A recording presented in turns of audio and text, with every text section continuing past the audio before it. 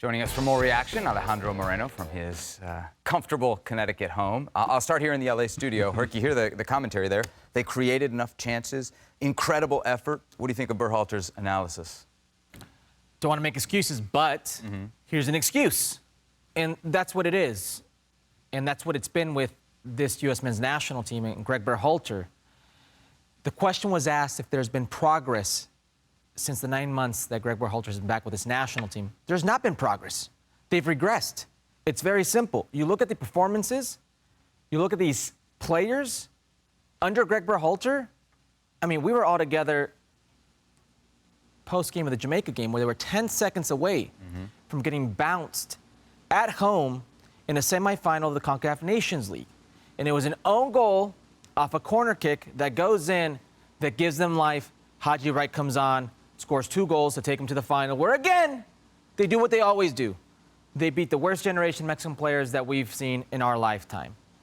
These are excuses. They've regressed under Gregg Berhalter, and you can say, certainly it's circumstantial that you're in this situation because of the red card to Timothy Weah in Panama, but we know it goes beyond the red card. And that's my fear here, is that the excuses will come out for Gregg Berhalter, the U.S. Soccer Federation, where it's circumstantial. The red card to Timothy Weah. Behind the 8 ball, playing a man down. It's circumstantial. The blown VAR call. The goal that was scored. It was offsides. When we can clearly see this team is no better than it was before the World Cup, at the World Cup. They're getting worse. The players in their club situations and the players collectively together. While it may have been a valiant effort, a lot of energy versus Uruguay, and it was closer than some people would have thought before the tournament started, you never really threatened Uruguay. Knowing that your back's against the wall and you had to win the game, you had to score a goal and you couldn't score a goal. It's the same story as always. Top 15 opponent, you're not going to beat them. Previous generations have done more with less. Why can't this golden generation do it? Why can't Gregg Berhalter get them to do it? Kasey, to Herc's point about this being a must-win for the U.S., can I throw some numbers at you? Sure. They had 3 shots on target. Yep. They're outpossessed. They're outshot. In the first half, which is where everybody says they played marvelously, they had 1 shot on target and a .09 expected goal. Gregg Berhalter saying it was a great effort. What am I missing? Well, you're not missing anything. You're missing that before this tournament started, we all felt that Uruguay was by far the strongest team in this group and that the U.S. should get in as the second. And if they're able to compete against Uruguay, and they did compete against Uruguay, I mean, but we didn't expect them to actually beat Uruguay. So the big disappointment was the mistake against Panama, which then meant you had to have arguably this team's best result under Gregg Berhalter to get yourself through. So that was the slip up. But we'll go back. We'll go back to, when Gregg was hired by U.S. Soccer, he had a couple goals. Goal number 1, qualify for the World Cup. Goal number 2, based off of what the draw looked like, were you a favorite or not to go through? The draw came through. Yeah, you should have gone through, in which they did. So he met expectation. Then the question mark was, do you rehire him to take it further? And now let's assess the situation since he's taken it that second time. We're looking at about a 50-50 record. And once again, to Herc's point, the inability to beat the teams that would kind of take you to that next level. So I think that's where the true judgment comes from. Can I ask about the players? Because we're obviously talking about the manager. Did anybody play well last night? Can you point to anybody throughout the tournament and say they played well? A few guys. Who? Go ahead. Well, not played okay. Yeah, well, the overall, there's 3 games, right? If I want to say a few players played well, I would point to a Pulisic that I thought was playing well. I would point to an Anthony Robinson. But that's the problem here. There are not enough good performances and a lot of very weak performances. A lot of players who, quite frankly, are getting the benefit of the doubt because of who they are and what they've done in the past here and not currently what they can offer today. We can go to Adams in the midfield, who was on a minutes count. We can go to Weston McKennie, who seems like his mind is elsewhere today. You can go to a Richards, who looked like a shadow of himself in this game. Matt Turner, where has he been? You know, Giovanni Reina, by his standards, quiet. By his U.S. men's national team standards, quiet. But Balogun showed you something he's not shown you before. But certainly, when you add all this up, we really shouldn't be that surprised talking about the players. Look at the seasons they've had individually abroad in their club situations. I'm not surprised by the outcome. I'm surprised by how you got to this outcome. When you're in a tournament situation, you need your stars to rise, and then you need some surprises. You need that 2 or 3 players to go, I didn't expect that.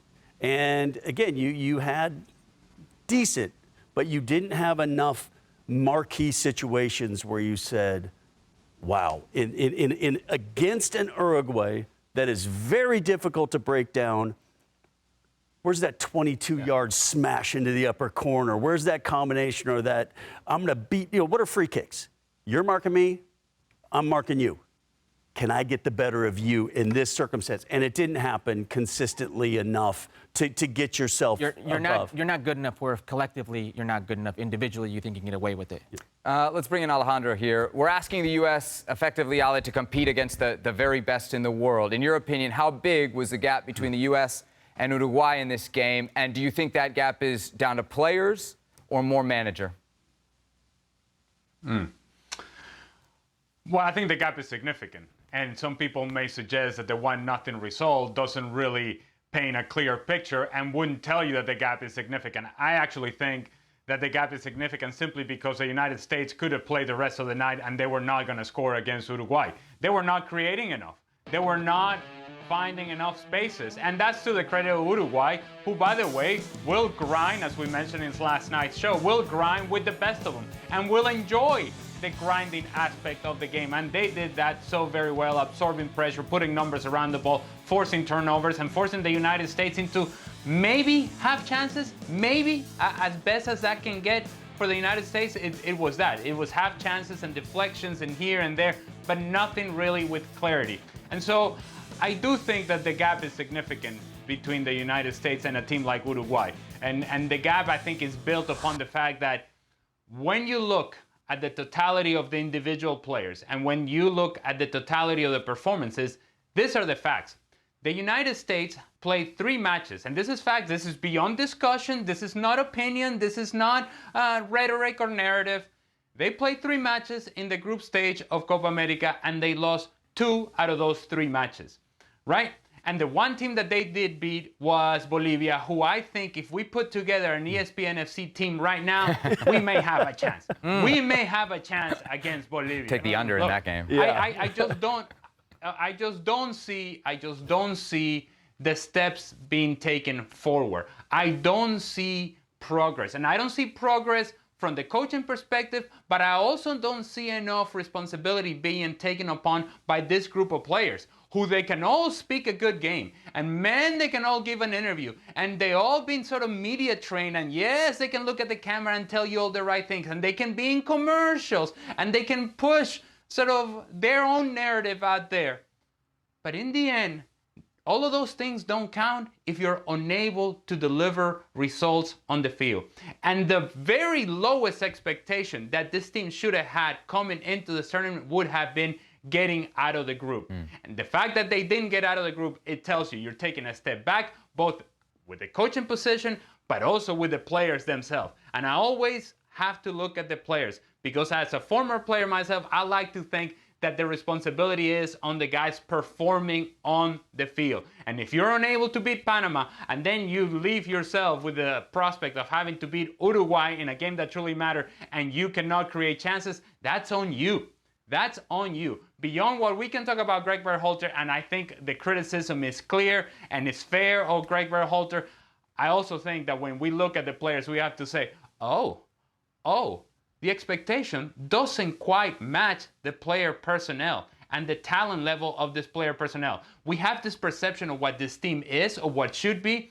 Well, results tell us a story that is quite different of what we think it should be. And this is no different, oh, by the way, this is no different than the Mexican situation. Because Mexico huffed and puffed against Ecuador and did nothing to really, truly threaten the goal. The United States, they huffed and puffed against Uruguay and they did nothing to truly threaten the goal. There's a parallel here between the two, between Mexico and the United States, and what they have in common is failure in this tournament. Kasey, to Ala's point there about this kind of golden generation, how do we evaluate this group of players in light of this tournament failure? Well, I think what we're looking at is a talented pool. We're looking at guys that when maybe somebody's out, somebody else steps in, and it's not a big drop-off. But in the end, I mean, I think Ali's point is 100% valid. It's about results. And it's about how you're able to come up with a result that maybe is against the form book. That's maybe against, can you then take it to that next level, not just the status quo? How come this group of players, for all their talent, hasn't been able to achieve that yet then? We've not seen that. Even once. We've not seen a true marquee win outside of Mexico. True. Kasey, they played 24 games against top 30 competition by these ELO rankings, which are not very good, but they're at least better than FIFA.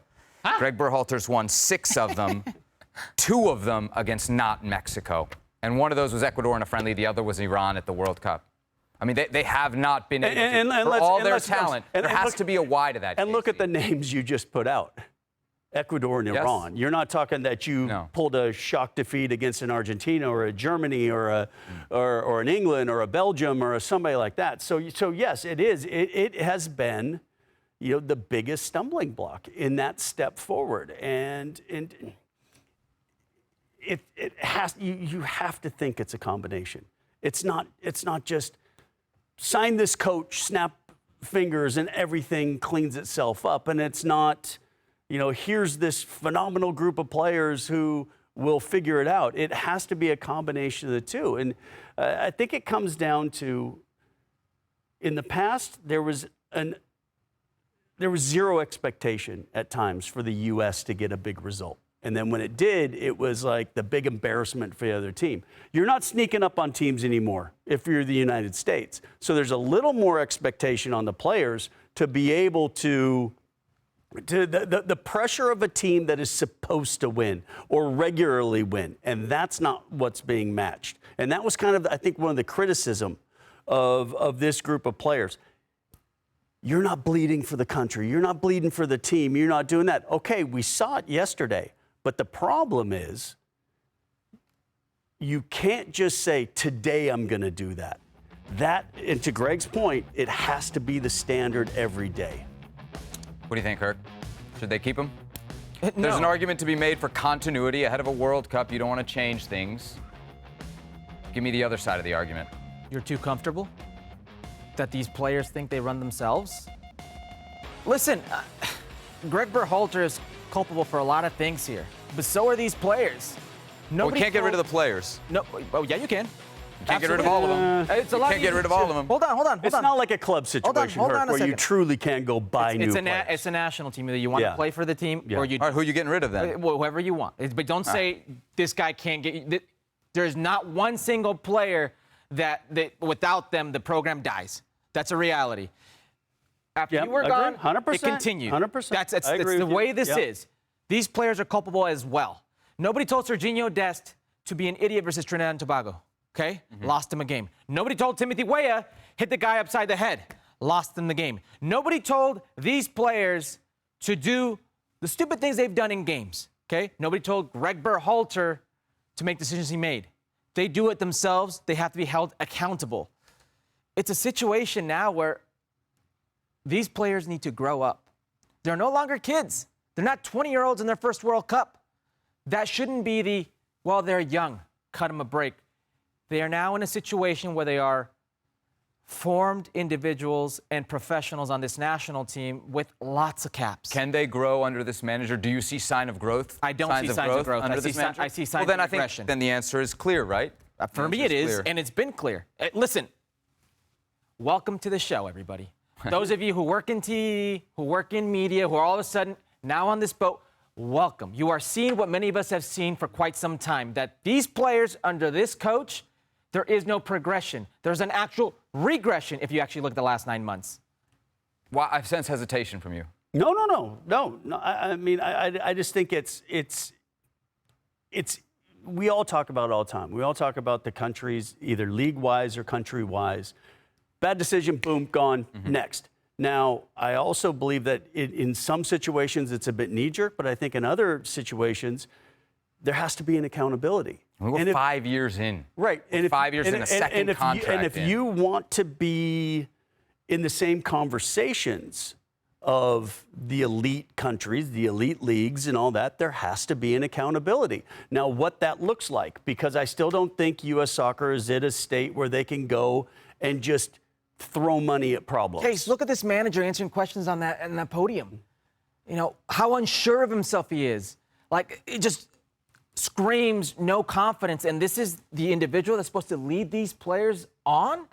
Like, we could sit here and talk till we're blue in the face about economics, but at some point, it's economics, action. I know at some point, no, it's the message you're sending. I agree with you 100%, but there's still, when we are sitting in programs and we're getting list of managers from the Zidane to the Mourinho's to the stuff, we're not there yet. You're saying, you're effectively, the argument here, and I don't know that you're making this argument, is that Berhalter's a decent option because you can't go get a Zidane or a Klopp or a whatever for $15, $20 million, which I actually don't know that I agree with. I don't know that that's beyond the realm of possibility for U.S. soccer.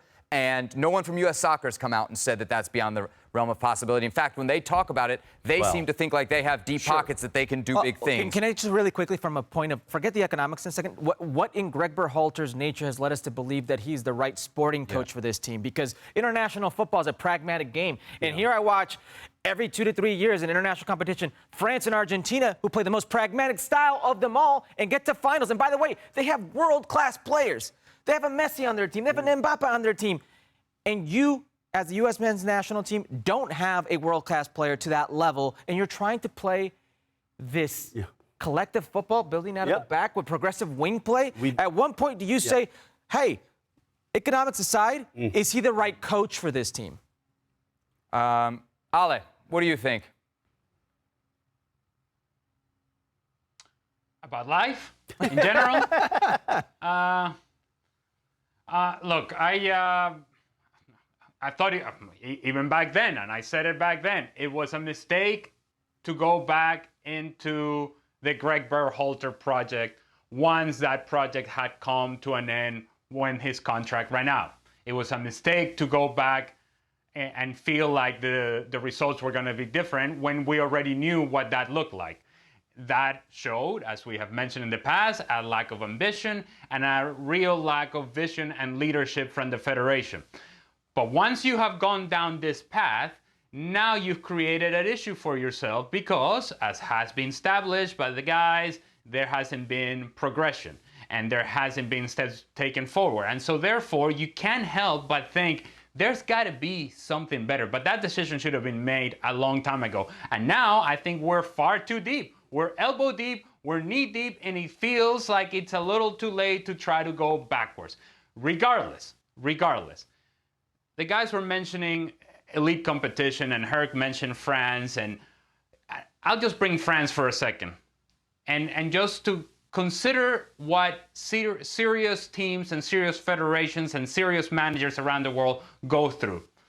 France and Didier Deschamps, and I'll bring the name of Didier Deschamps, they have won the World Cup. They have won the World Cup, the pinnacle of the competition, international competition in the world. In the world, they have won it. He has won it. His team in this current Euros has actually advanced out of the group, past the round of 16, and they're now into the quarterfinals. And yet, Didier Deschamps, yes, World Cup champion as a player and as a manager with great success, who has been leading this team for over a decade, is under criticism, is under pressure. And this team, under pressure. And Kylian Mbappe, under pressure. And so, that's the standard. That's the standard for the elite level. And if it's good enough for France, and it's good enough for Didier Deschamps to be under pressure and be criticized, you better believe it, that is good enough for the United States and Gregg Berhalter. So, the pressure is coming and should continue to come. What I fear and what I think is more likely to happen is, as I mentioned to you guys last week, the only source of pressure for Gregg Berhalter is you two in Fútbol America saying, hey, what's going on here?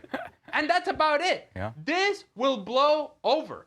This will pass. this too shall pass. And eventually, Gregg Berhalter will be lining up with this team in 2026. If you were going to make a change, the chance was when the contract ran out. Now we're in too deep, so buckle up, strap in. It's going to be a hell of a ride. I don't know if you guys saw the statement from U.S. Soccer that came out late last night promising a comprehensive review. People who know the game will read that statement and will know that it sounds very similar to a statement that was dropped after the women's national team went out of the World Cup. You know what happened 2 weeks after that? Manager was gone. They went out and got the best I'm not coach available? I'm The not best coach saying. available? They did. All right. I'm not saying. I'm just saying. That's why I should always read between the lines when it comes to these statements from U.S. Soccer. All right.